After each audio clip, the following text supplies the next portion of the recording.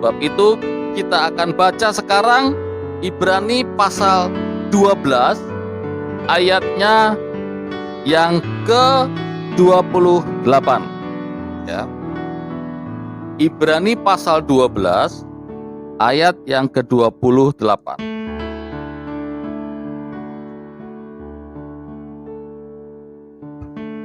Ibrani 12 ayat 28. Jadi karena kita menerima kerajaan yang tidak tergoncangkan, marilah kita mengucap syukur dan beribadah kepada Allah menurut cara yang berkenan kepadanya dengan hormat dan takut.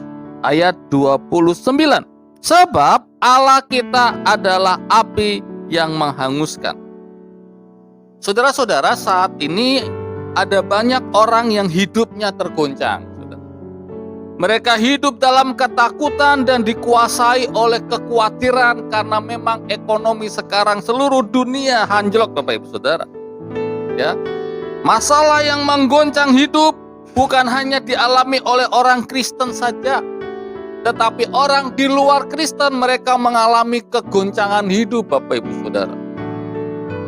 Karena memang ekonomi sedang down, apalagi di dunia pariwisata, di mana Bali tempat kita tinggal adalah industrinya industri pariwisata. Ketika tidak ada tamu yang datang, semua seakan-akan terjadi yang namanya kegoncangan. Bahkan sekarang ini di seluruh penjuru dunia terjadi kegoncangan hebat, baik dari segi ekonomi, politik, sosial, dan sebagainya, saudara-saudara. Ada pakar ekonomi mengatakan, saya buka di internet, kalau virus ini terus-menerus ada di Indonesia, ada kemungkinan Indonesia mengalami yang namanya krisis ekonomi. Kenapa? Karena ekonomi tidak jalan. Ya. Dalam artian Bapak Ibu Saudara, ketika perusahaan memproduksi barang tidak ada yang beli, perusahaan itu akan bangkrut. Salah satu contoh, kalau saya pengusaha tempe atau tahu, saya sudah beli kedelai, saya sudah membuat tempe, kemudian saya pasarkan tempe. Tidak ada yang beli, maka rugilah saya, Bapak Ibu Saudara. Itu yang terjadi di Indonesia kalau virus ini terus-menerus ada di Indonesia. Ya. Oleh sebab itu saudara-saudara berdoa, semakin banyak kita berdoa supaya virus ini pulang kampung ke Wuhan. Enggak, maksudnya hilang dari peredaran Indonesia. Nah, saudara yang saya kasih dalam Tuhan Yesus Kristus, sebagai orang percaya kita tidak perlu takut dan putus asa, sebab Allah telah memberi jaminan yang pasti di dalam Yesus Kristus tersedia bagi kita kerajaan yang tidak tergoncangkan, yang di dalamnya kita bisa aman. Dan apa yang harus kita lakukan agar dapat berada dan tinggal di dalam kerajaan yang tidak tergoncangkan ini? Dalam Alkitab kita temukan paling tidak ada 3 jawabannya. Gimana kita tinggal di dalam kerajaan yang tidak tergoncangkan. Yang pertama, pada waktu kita memandang pada kasih setia Tuhan yang tidak tergoncangkan itu. Yesaya pasal 54 ayat 10. Mari kita buka. Yesaya 54 ayat 10. Yesaya 54 ayatnya yang ke-10. Yesaya 54 ayat 10. Sebab biarpun gunung-gunung beranjak dan bukit-bukit bergoyang, tetapi kasih setiaku tidak akan beranjak daripadamu, dan perjanjian damaiku tidak akan bergoyang. Firman Tuhan yang mengasihani. Biarpun gunung-gunung beranjak, ya, dan bukit-bukit pun bergoyang, tapi kasih setiamu tak akan beranjak dariku. Nah, saudara, firman Tuhan belas mengatakan, kalaupun dunia bergoncang, tapi kasih setia Tuhan tidak pernah bisa menggoncangkan iman kita. Persoalannya kenapa kita turut bergoncang? Karena kita masih dapat dipengaruhi pada keadaan sekitar kita yang sedang tergoncang, Bapak Ibu Saudara. Kita masih dipengaruhi oleh lingkungan sekitar kita. Padahal kita ada di dalam kuasa Kristus, kuasa kerajaan yang tidak bisa tergoncangkan. Karena kasih setia Tuhan tidak pernah bisa menggoncangkan iman kita, Bapak Ibu Saudara.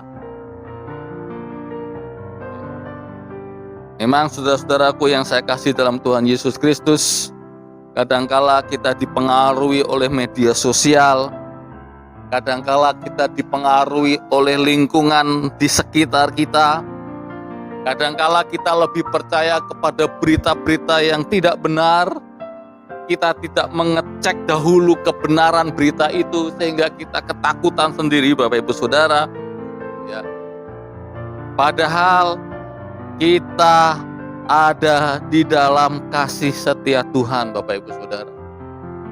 Nah, saudaraku yang saya kasih dalam Tuhan Yesus Kristus, ketika kita ada di dalam kasih setia Tuhan yang tidak pernah tergoncangkan itu adalah ketika kita ada di dalam iman percaya kita kepada Kristus. Memang susah, Bapak Ibu Saudara, ya. Dunia ini semakin susah. Hari pertama puasa, ada ratusan orang dibalikkan ke Denpasar karena tidak boleh mudik. Hari itu, hari pertama kalau nggak salah hari Jumat, saya ada doa hamba-hamba Tuhan di Panti Asuhan Jimbarkasih di belakang Erpiko itu, Bapak Ibu Saudara. Pulang dari doa, saya lewat di terminal baru di depan Pertamina Kaliaka. Banyak bis numpuk di sana. Banyak orang bergerombol di sana. Saya pikir orang itu nunggu bis yang akan pergi ke Jawa. Ternyata harus pulang ke Denpasar karena polisi menolak mereka masuk ke Gilimanuk. Terjadi satu kepanikan yang terjadi di terminal baru itu, Bapak. Ada seorang suami, istri, bawa 2 anak, bawa dus Indomie, pakai kayu yang panjang itu. Ada magic jar, magicom, kulkas, TV. Mereka tidak bisa pulang. Pak, mau kemana? Saya mau mudik. Tidak bisa, kata polisi. Balik lagi ke Denpasar. Gimana, Pak? Saya sudah tidak bayar kos, saya sudah tidak ada kerjaan, nggak bisa. Pemerintah mengatakan tidak boleh mudik. Kasihan Bapak Ibu Saudara.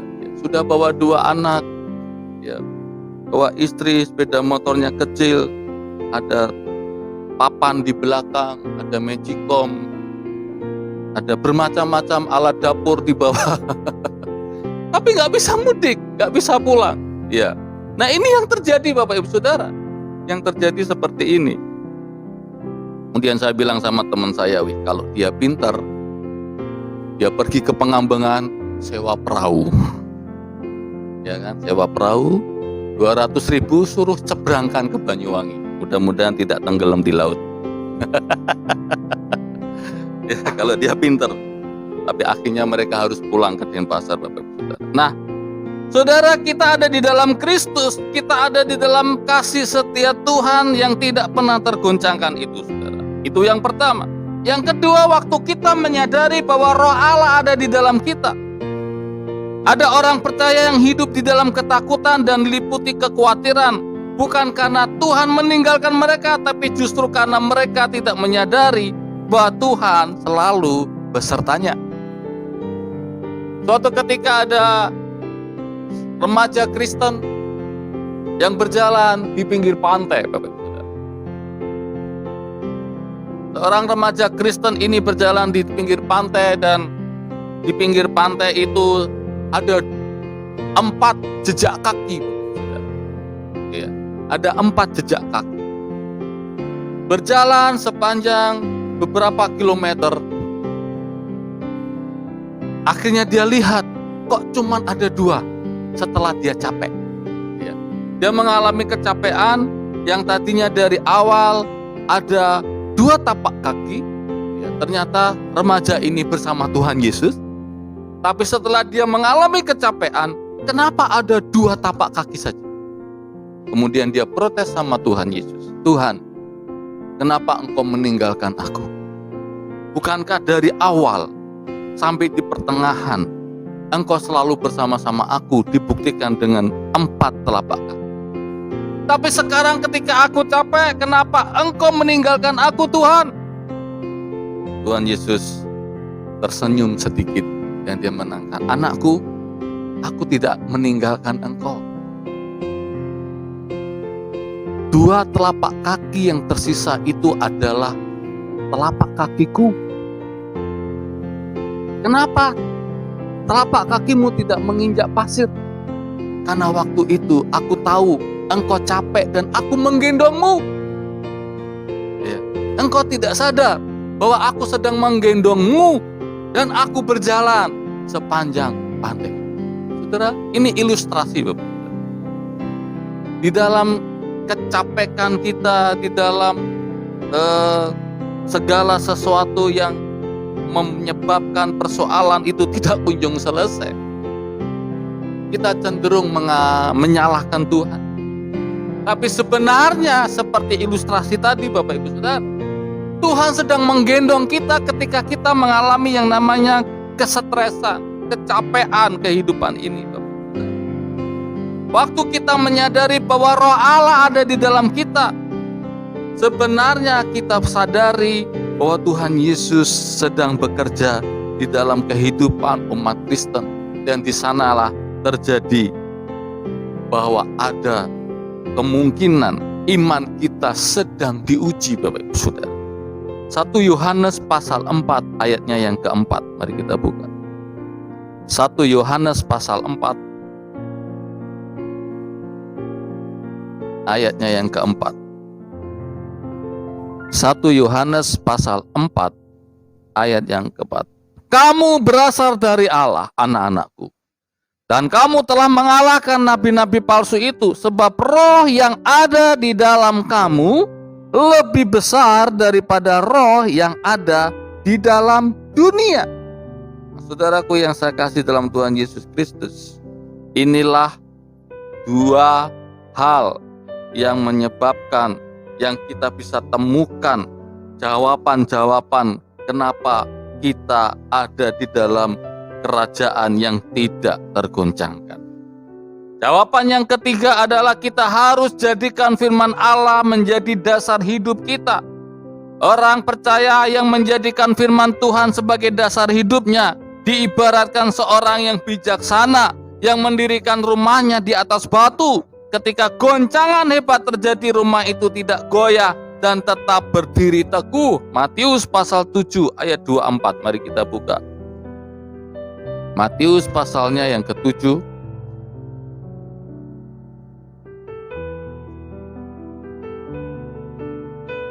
Matius pasalnya yang ke-7 ayatnya yang ke-24.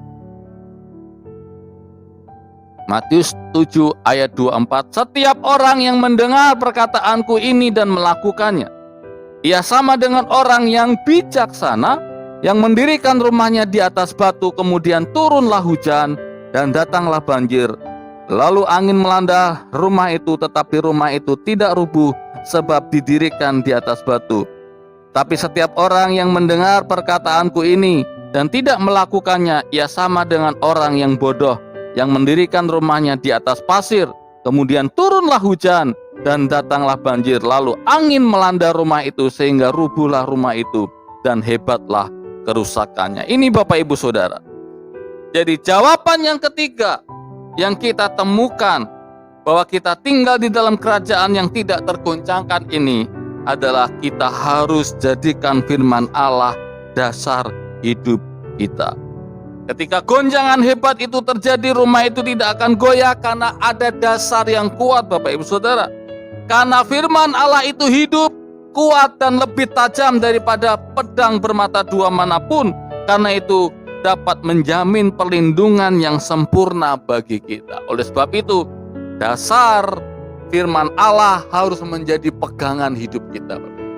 Dalam situasi seperti ini, Mari kita jadikan firman Allah kekuatan dari kehidupan kita.